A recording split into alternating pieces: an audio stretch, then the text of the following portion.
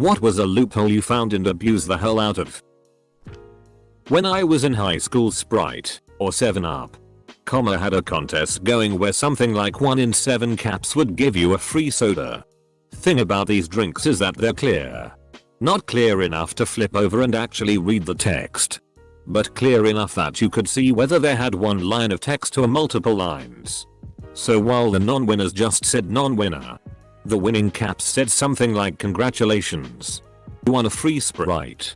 It was like 4 lines. Very easy to see through the bottom of the bottle. My friends and I drank free soda all summer. Although we did get accused of opening all the bottles to find the winners when we got cocky and like 5 of us went through the line together. Redeemed 1 cap, then unscrewed the cap and handed it to the guy behind for him to redeem all down the line. We had to explain the flaw to the store manager to get him to let us go.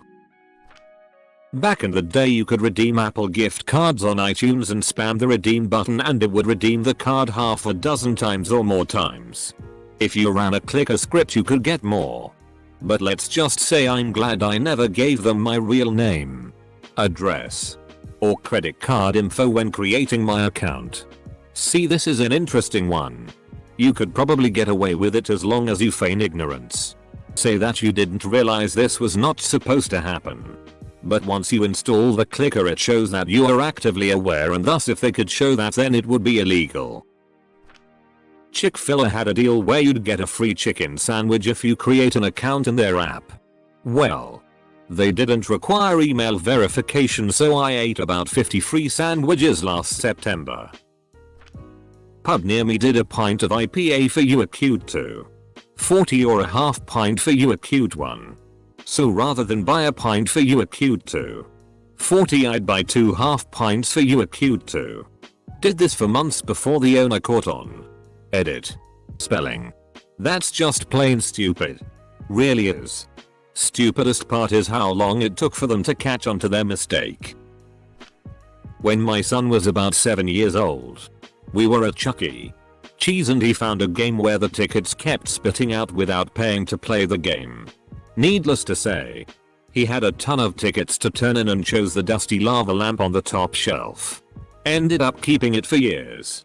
Back in the late 80s my friend and I used to dumpster dive the Chuck E. Cheese near his house. Sunday morning we would usually find a massive bag of tickets. We did this for about a year, filling trash bags in his parents' garage attic. We ended up with almost 350 tickets. Bags and bags of them. At the time the most expensive prize was a Mongoose Supergas bike with those awesome yellow mag wheels. That was around 75 tickets. An almost unachievable amount of points. They had one at every restaurant just to make the kids pump tokens into the machines in hope of winning some unreal jackpot. We got the bike a 1 and then had his older brother drive us to the next town and got the bike there. We then had to explain to our parents how we got 2 brand new Mongoose bikes and why there were 5 bags of Chuck E. Cheese tickets still in the garage attic. The Moe's free burrito scam.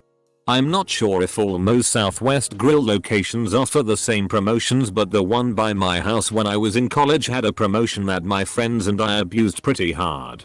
We went in one Monday. Moe's Mondays was like a ritual to us. And we pay full price for our burrito, chips, and drink. On the receipt there was an offer that if we go online and take their survey we will receive a coupon for a free burrito. Now the catch is, if you just go in and get a burrito and nothing else, well yeah, you won't spend any money and that's great, right? Well, my friends and I realized that by redeeming the coupon but also paying about $1.30 for a drink you could get another coupon and take another survey and get another burrito. I think you can see where this is going. When I say we abuse this hard I mean we would eat Moe's just about every day for almost an entire semester. Eventually the Moe's closest to us began recognizing us pretty quickly, so we had to start driving around to other locations to get our dirt cheap burritos, but damn it if it wasn't always worth it. I actually only did this once, and you may still be able to do it. But Apple has an academic discount where you have to send them a photocopy for your school ID. As I understand it, they check with the school. So no chance of forging fake college ID. I had been out of college for at least 10 years and wanted to buy a Mac Pro. So I enrolled in a local community college. Signed up for one class, which cost me a whopping $30. Used my new college ID to save several hundred on my Mac Pro. Edit. This was in Pasadena, CA, probably about 2006. I don't remember exactly what I saved, but it was somewhere around $300. Also, I made the purchase online, hence sending Apple the photocopy of the ID. Cinemark used to have frequent Fire Mile stickers on the drink cups in movie theaters. I'd go in after a movie and peel them all off. Redeemed enough for a free trip to Europe. When I was in high school, I was told there was a requirement of 40 hours valid work experience to graduate. It has since been suggested that this may in fact have been bullshit, since I didn't have anything that counted and was in the middle of the country. Doing work around the school was the only option. I'm thinking years later this was just a scam to get some free labor for the administration. But rather than burn 40 hours of my summer filing paperwork, I went to the front office and volunteered for a day's office work and was given a box of papers to file and a key to the filing room and told to come back for more when I was done. Then I went to admissions and volunteered for a day's work and was given a box of papers to shred and told to come back for more. Then I went upstairs to the records office. 8 hours later I had 5 different signed records of work hours and never had to deal with that requirement again. I've written about it a couple times, but the billing system Comcast uses has a loophole that allows you to reset a customer into promo pricing. By downgrading customers to just internet then refreshing the page, I could save them $50 $100 on Firebill. Not only that, but I earned a commission on all the new video and phone signups. Commission for phone in particular was about $35 a pop. I set up over 50 new phone lines one month. I actually like my Comcast service, but I'm paying almost $160 a month for TV and internet. I still like cable and won't be cord cutting anytime soon. My contract is up next month. How do I get my bill to drop? I will resign a 1-year contract or whatever if I can lower my bill. Otherwise I'm bailing. I moved 2,000 miles to a new city before my senior year of high school.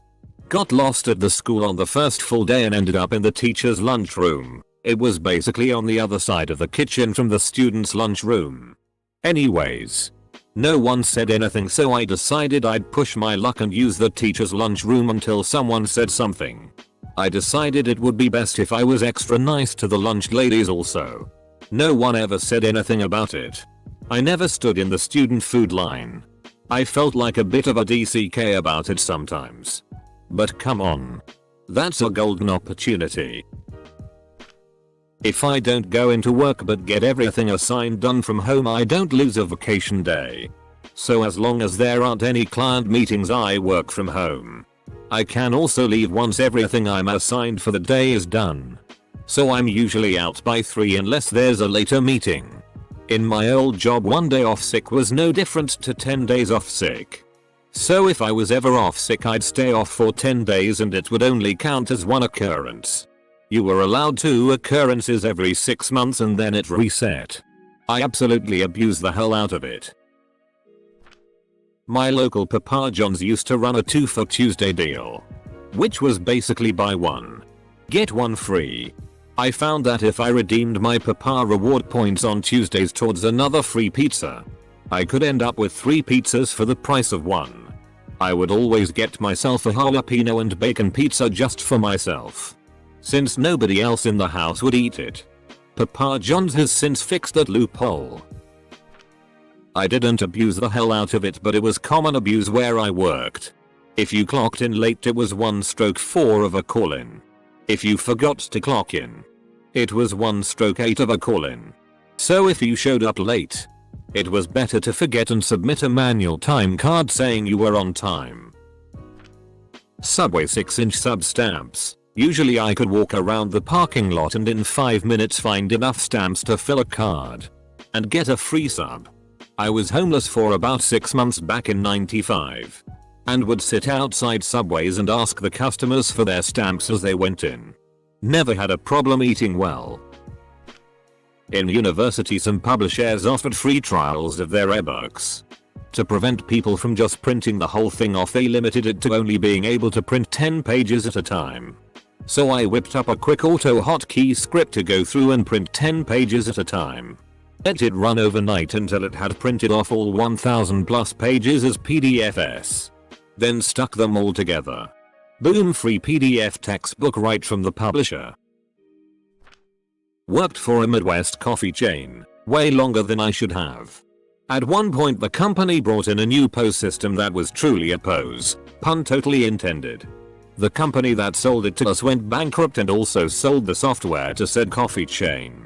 One of my fellow employee found out that instead of ordering a usual food item and get the 30% employee discount, you could order toast and add any item as a topping for no additional charge, while still getting the 30% discount.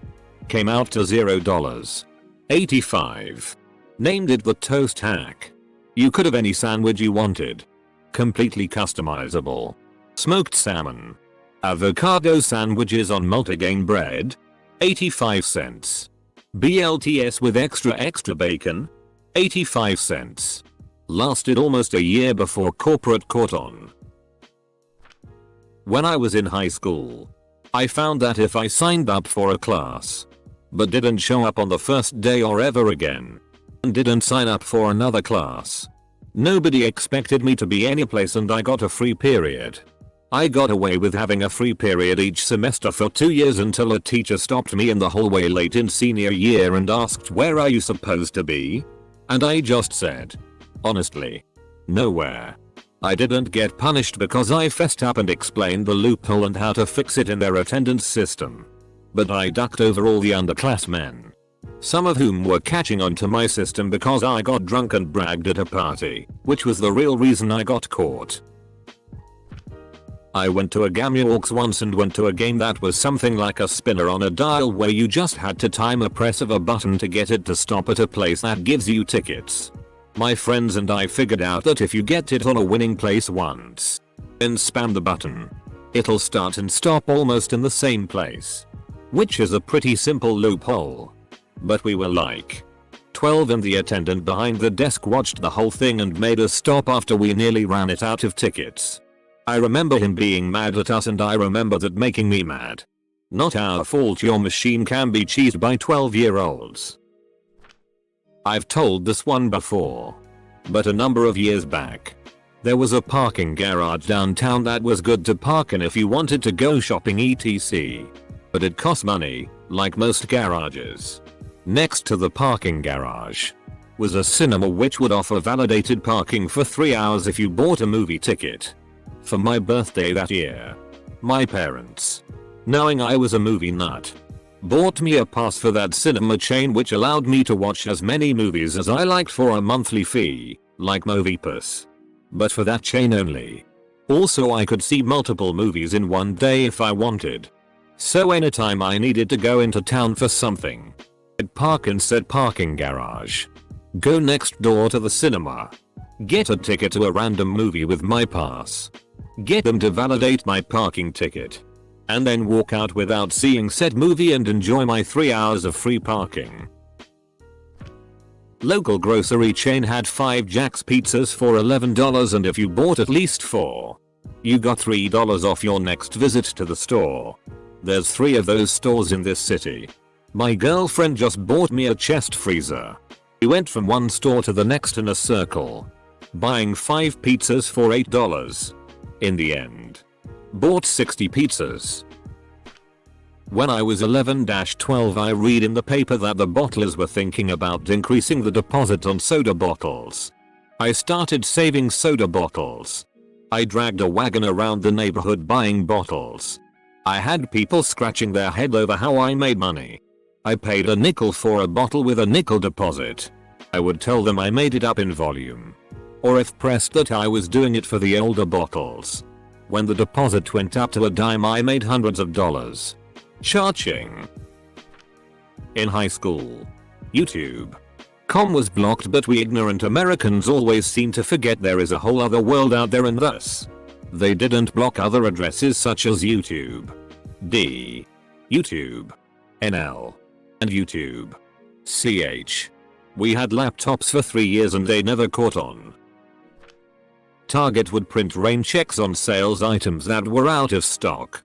At the bottom it stated can be used on like item if out of stock. I would then get a bunch of them printed for a Game Boy game on sale with a high % off, and use them on new Xbox games. The Royal Canadian Mint was selling commemorative coins at face value, with free shipping.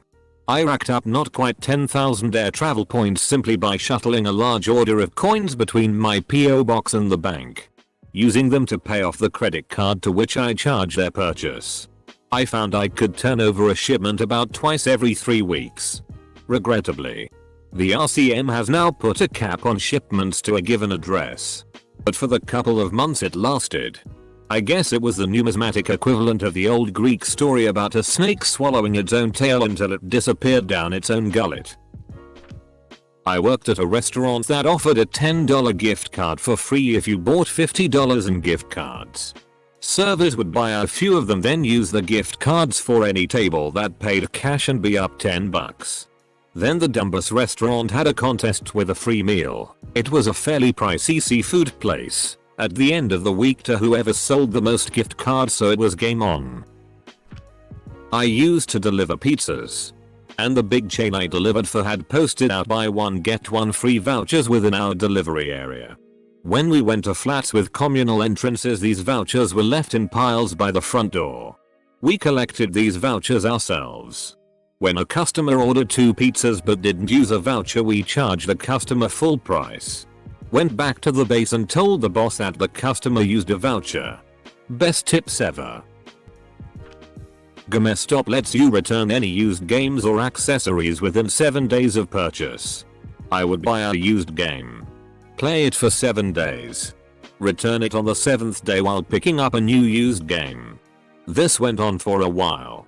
I even knew I was getting a PS4 a few Christmases ago, but I was too excited to wait, so a week before Christmas I bought a used PS4, 2 controllers and a few games, and then returned it. About 8 years ago, when I was still playing Minecraft on an online server, I found a loophole that would make me one of the wealthiest players in terms of server economy. So this was just after TNT became craftable. Prior to that it was only available as loot and dungeons. Because using TNT was against server rules, they set the price for TNT in the server store at 10k, so at least you'd get something if you found some TNT as treasure. Well, they hadn't caught up with it being craftable, so I went and made tons of TNT by digging sand in the desert biomes and farming creepers inside giant, poorly lit building that were made as art. By the time the server mods caught on, I'd made millions of server dollars. They dropped the buying price to 1k as a direct result. Back in the days when I played RuneScape, maybe a year after the Grand Exchange was released, uncut emeralds were cheap, gold bars were cheap, and emerald rings could be sold for a 500% profit. I single-handedly ruined the emerald ring market in 24 hours for a 500k gold profit. Leveled up crafting and smithing. I was combat level 6x at the time. Non-member. In Fallout NV, if you select a weapon that you don't use that has a ton of ammo, hotkey it, and while holding the hotkey button, choose an ammo type and hotkey that to the original weapon hotkey. Next you select any weapon that you want, that like a fat man. While having the fat man out, select the hotkeyed ammo type and voila. However many bullets you have, you now have the equivalent in mini nukes. Works best with the laser detonator from the Lonesome Road DLC.